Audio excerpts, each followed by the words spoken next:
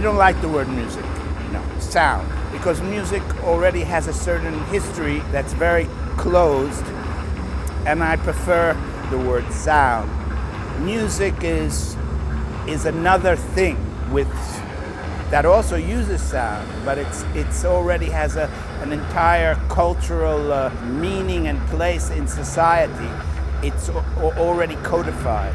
And what I like about sound is just sound, like color is color, or form is form. It doesn't have any particular period yet, it doesn't have a style yet, it's not yet a language, it's a potential. And so that's why I prefer the word sound to music.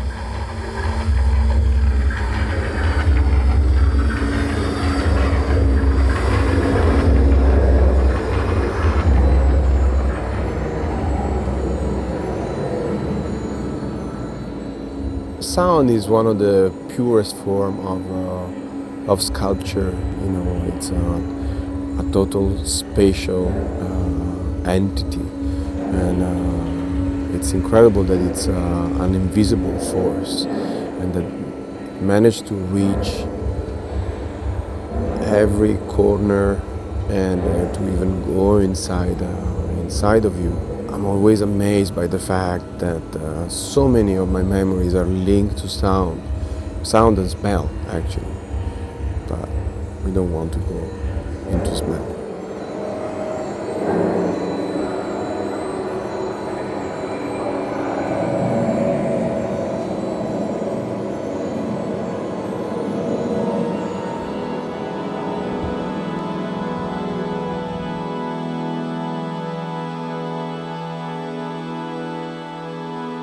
Sometimes I make music, but most often me and a lot of my colleagues, and now the newer generation, we make sound. And we're sound artists. The Kunsten Festival wanted me to do, first I played one of the most ancient instruments to open the festival, the Sangadul Church. I played their organ and their bells, because I play that. So those are very ancient instruments.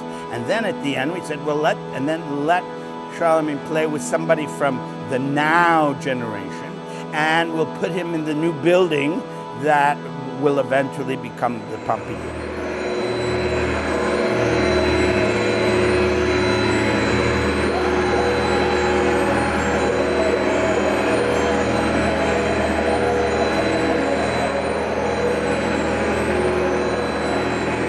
It's always very, very challenging and in a way risky to approach a collaboration, a sound collaboration with someone without practicing at all, without really talking too much, and just jump on stage and let it go and see where it goes.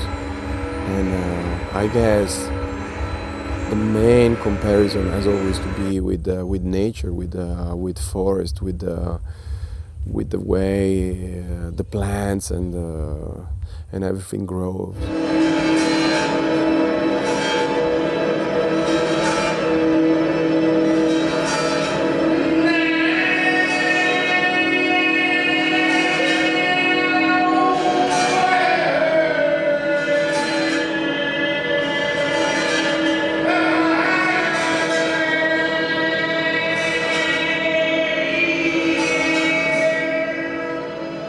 I don't like to be sure, and so I said, let's try it.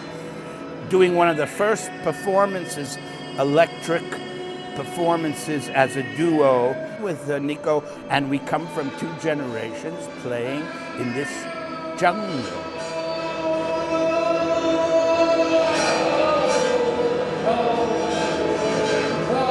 It's maybe true that some of the direction that people like Nico are going in started when, we just were there before. It's like going into the jungle. I was one of the early jungle explorers, and now many more people are going into that jungle, and with much more sophisticated or different points of view, because they come from another generation, but we're all in the jungle. And so here we were, the two of us in this jungle.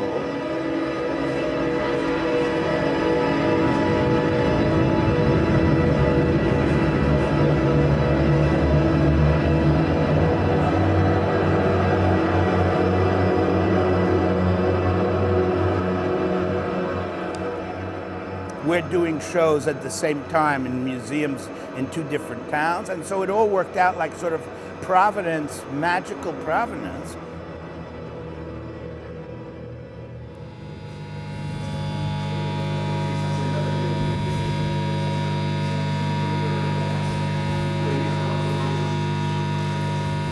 There was never really a switch, I think, between what I was doing with the band and what I do now as an artist. I guess there was, but to me it was rather a necessary development. The way I use sound in my work, I think, has a deep connection to the way I was playing music.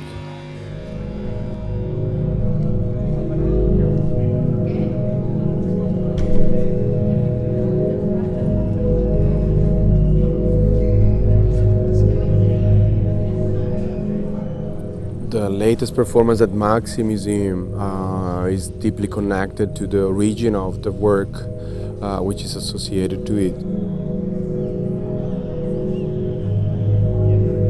In a way, this idea of taking with me the underground reality, and bringing to the light was the only possible way to approach this exhibition.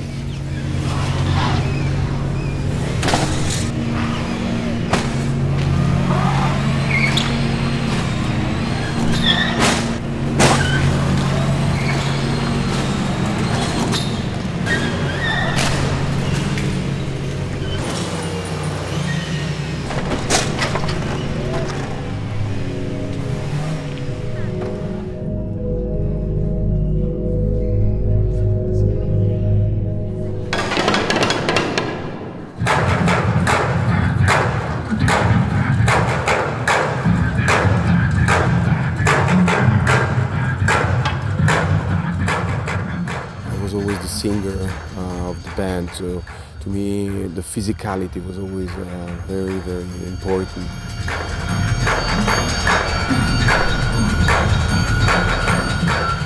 When I started making music, I was a teenager. I was not even aware that I was doing music. Obviously I was playing in a band, I was singing for a band, but it felt to me like it was rather a form of being active socially and politically, and engage myself with an idea that if there must be a change, the change should start with yourself.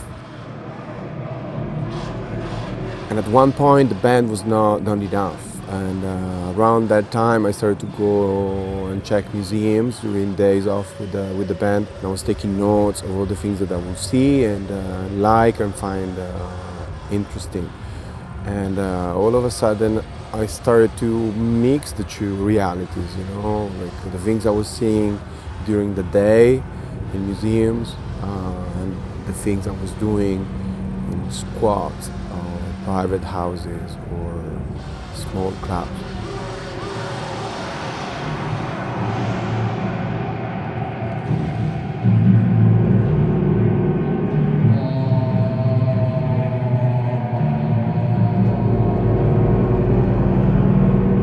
I was all of a sudden focusing on the things that I was not finding in both places, in both situations. So that's somehow how I developed and started to focus on art.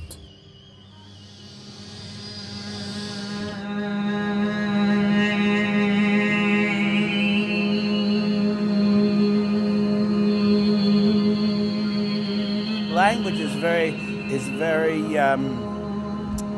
dangerous, like music, like minimalism, like shamanism. All these words are dangerous because they come from a society language that we all speak now.